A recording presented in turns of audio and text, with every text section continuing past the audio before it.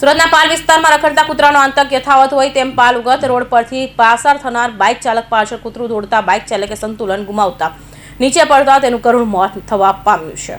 સુરત શહેરના અનેકો વિસ્તારમાં રખડતા ભટકતા કૂતરાઓનો આતંક યથાવત હોય તેમ લાગી રહ્યું છે, જેમાં એક બાઇક સવારનું કરુણ મોત થવા પામ્યું છે।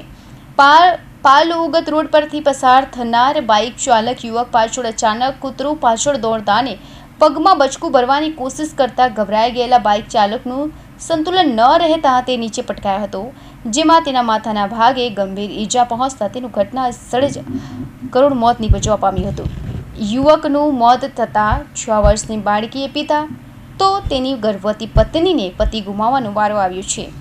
નમસ્તે, મારું નામ તુષાર પરમાર ગોવિંદભાઈ, જે મારો ભાઈ એક્સપાયર થઈ ગયો છે આજે, જે ઘનશ્યામ શામજી પરમાર। ગઈ રાતે એ લોકો ઓફિસ રિલેટેડ કાંઈ કામ રિલેટેડ ગયા હતા, બીકોઝ રસ્તામાં પાલ એરિયા છે ઉગટનેર, ત્યાં અરાઉન્ડ 12-12:30 વાગ્યાની ઘટના હતી।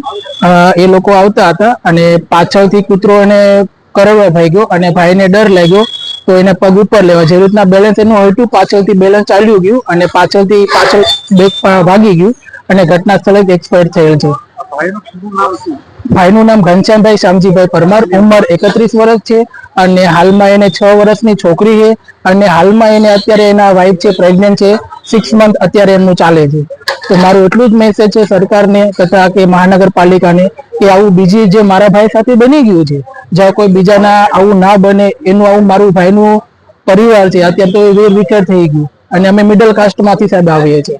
તો મારું એટલું સાહેબને કહેવાનું કે બીજા સાથે આવું ના થાય એનું ખાસ ધ્યાન રાખો। ભાઈ કઈ જગ્યા પર કામ? ભાઈ પ્રાઇવેટ કંપનીમાં કામ કરતા હતા, જે આપણે સ્પાઇન લેબ કરીને આવે છે, જે સ્વાઇપ મશીન આવે ને એમાં કામ કરતા હતા।